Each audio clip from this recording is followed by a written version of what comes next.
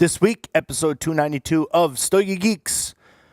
We got some provocative moves that have happened in the cigar industry. Let's start with Jose Oliva steps down from Oliva Cigar. And Senator Marco Rubio had put our new sponsor in mainstream media news. FDA updates, procedural updates, and Stogies of the Week right here on this edition of the Stogie Geek Show.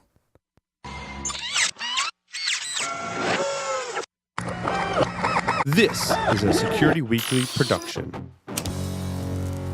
Broadcasting live from G-Unit Studios in Rhode Island, it's the show where cigars burn slow, ashes fall fast, and cocktails flow steady. It's the Stogie Geek Show.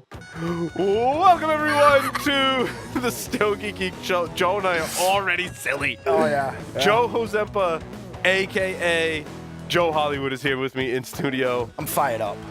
Havana Cigar Club, located in Warwick, Rhode Island, is a great place to enjoy a drink and a cigar. Stogie Geeks listeners can find a $5 off coupon on our website by clicking the HCC logo. All right, welcome back. That didn't work. Welcome to the Stogie Geeks. I am your host, Joe Hozempa, episode 292. I think this is the first episode in my 2 years here where you're going to realize that I'm not just a pretty face who likes to talk about cigars.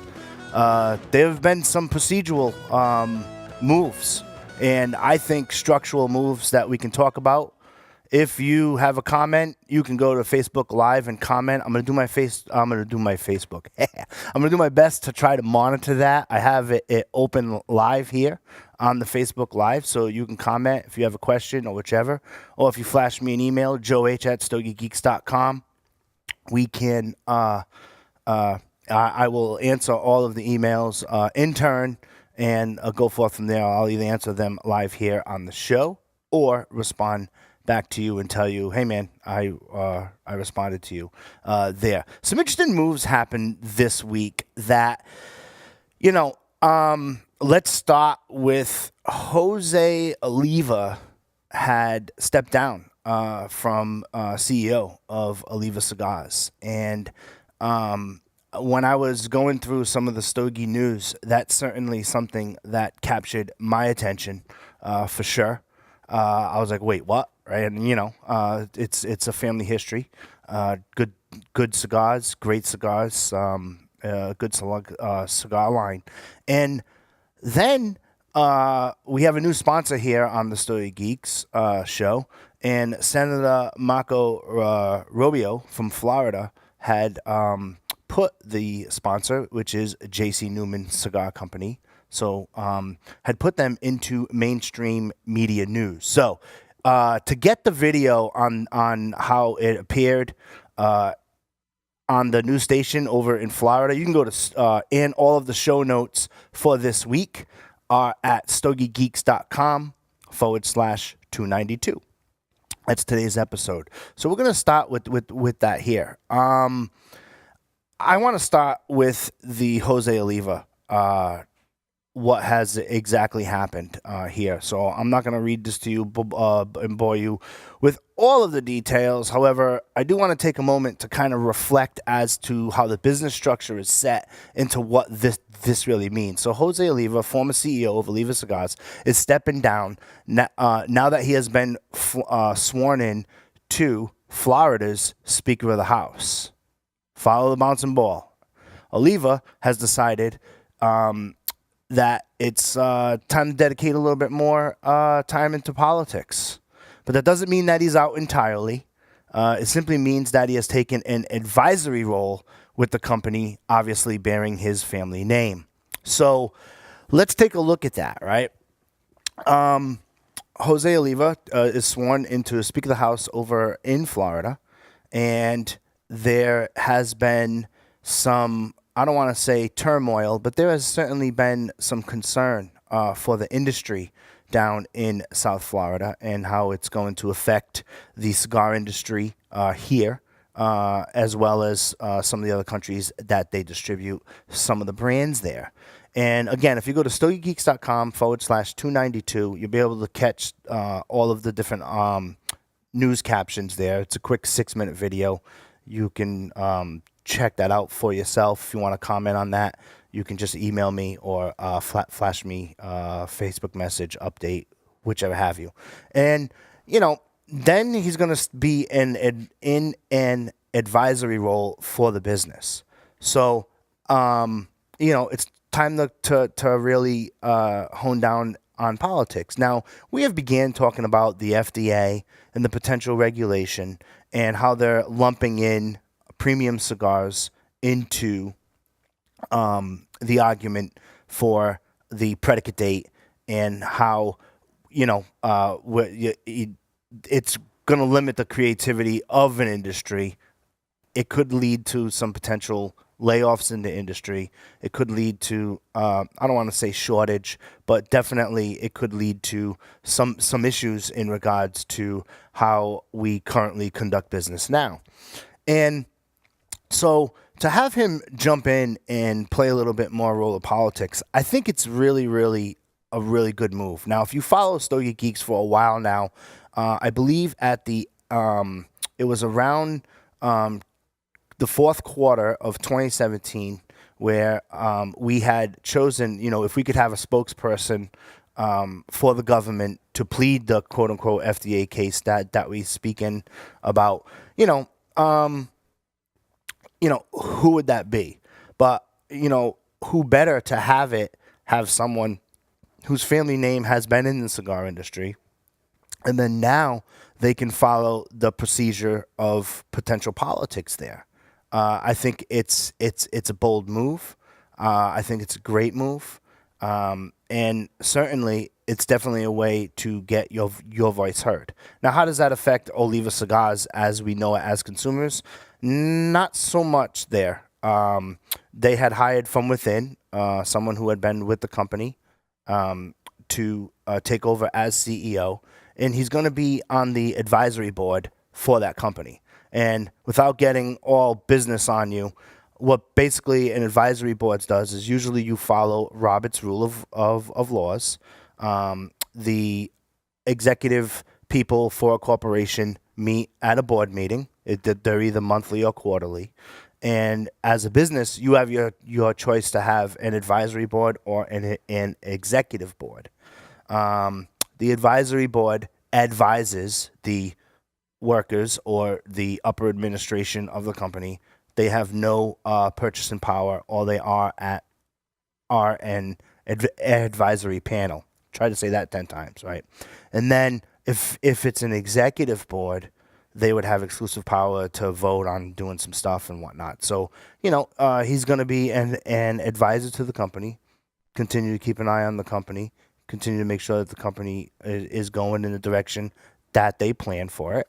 And then from there, he'll be able to throw his hat in the ring and hopefully be one of many voices to come within the industry. And if we stop and reflect about that, I think it's time for that, right? I think that it's time, especially for some of the businesses that are so close down there in South Florida, there to create a voice for the industry. And again, when it gets into politics and how that's all played out, they'll go through their own procedures and plans as to how the voice will come for the industry. And I think that that's very, very important. And it's a really, really neat first step. I think it's great not only for the company there to get its recognition, but I also think it's great for the industry to go out and to plead its case and say, hey, listen, at the end of the day, it's wrapper, binder, filler. They're natural products. And maybe the governmental people who are elected officials can kind of make a rational decision based upon an educated decision, as opposed to just lumping in the premium tobacco with some of the other regulation that they want to move forward with. So, I think it's great. I think it's neat. I'm definitely going to keep a close eye on this story. as everything is in government, not to turn this into a political show by any means, but you can go to the Florida website for their parliament, follow the laws as they go through, and kind of see where things are in committee. Now, if you're a retail shop owner, right, in that area, who obviously there are tons over in South Florida, rule of advice, you might want to reach out to the political side of Jose Oliva and say, hey, do you need some help, right? Especially if you're local, because I can tell you that here in Rhode Island, we had a situation where they were going to raise our cap tax. That's a state tax that they put on each stick. So in the state of Rhode Island and in our bordering state, Connecticut, each stick that is sold in a retail shop is capped at 50 cents, regardless of the price. And I think the price has to be above $2.12. So any premium stick, which we all know that most premium sticks are above $2, have to have that 50 cents cap. And so that's how the state of Rhode Island and Connecticut tax their premium cigars. One of the laws that was on the table for the budget for the previous administration last fiscal year, which is July to July. So now we've avoided that argument till July of 2019 here in Rhode Island, which would then go into the fiscal year 2020 budget. So at least for right now. But what the legislation was they were going to potentially raise it from 50 cents to 80 cents a stick. Now, it's not so much the 50 to 80 as much as it is the principle. Because, and this is only two more sentences of political stuff, I promise, I'm going to pivot. What basically happens is if you went from 50 to 80, what could prevent you in the future from going to 80 to 95 or 95 to $1.10? And so therefore, it's the principle of that. And I do know that, as an industry here in Rhode Island, most of the retailers showed up to the hearings to get involved. So again, if you are a retailer and you should reach out and see if you can get things done. Because let me tell you, more people show up in the room. The other elected officials who vote on that, if they see a presence and they get educated more as to what premium tobacco is, what the premium cigar is all about, versus some of the other stuff that they're going to tax on the administration, guess what? Voice could be heard, and we could start to see a huge pivot point here in the FDA. My opinion, if you want to comment on that, you can certainly do so.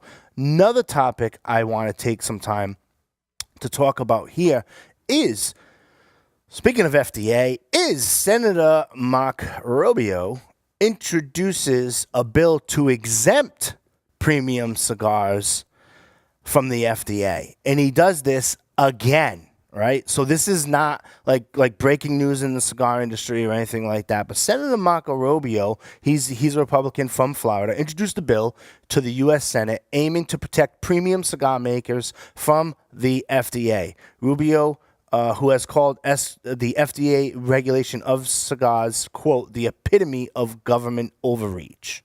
Okay, so there you go. He introduced Senate Bill 9. So again, if you want to follow it, go for it. He introduced this bill, and in the summary of the legislation, it's basically getting premium cigars exempt from what the FDA is trying to accomplish. And this is that FDA argument for any new Stogie Geeks listeners or any of the Stogie Geeks listeners tuning into the show today. You could say, okay, there is obviously some FDA regulation on the table. So guess what? Now, hopefully, with this, it will. There's a bill to just exempt that.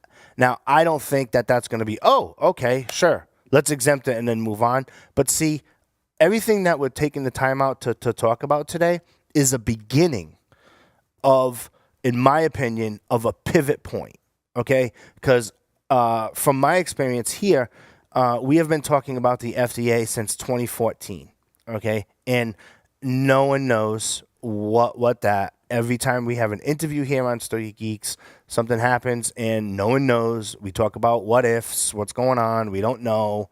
How's it going to affect? No one really knows. This is the beginning of a pivot point, and I really think that this is a positive step. Now, what happened was Rubio had raised so much attention that they were able to jump in and have this story covered on mainstream media. What does that mean? Well, I think that, again, it's a beginning of that pivot point, and you can certainly follow the rationale behind Senator Rubio's efforts there. I think it's a great step for the FDA to jump in, and I think it's a great step for at least dialogue to begin to talk, because it's very, very important for that to happen in order for us to either get this past us or find out what the regulations exactly are and what the government's methodology exactly is. And hopefully it won't be just another money grab. I think that, let's face it, tobacco, alcohol, and firearms, always highly regulated, always highly in the news cycle.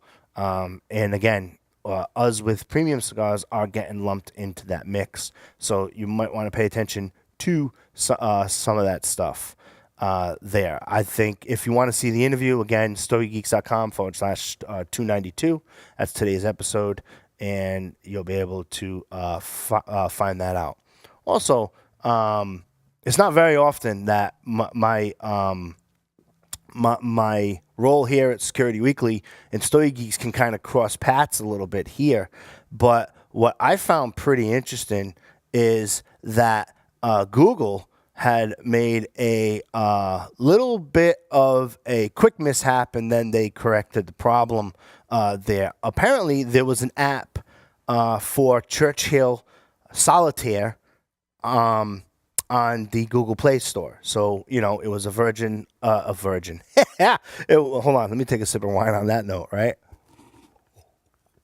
It was a version of Solitaire that had a Winston Churchill theme there. And what happened was that, this was a very popular app that one could download there. Supposedly, it was themed after Winston Churchill.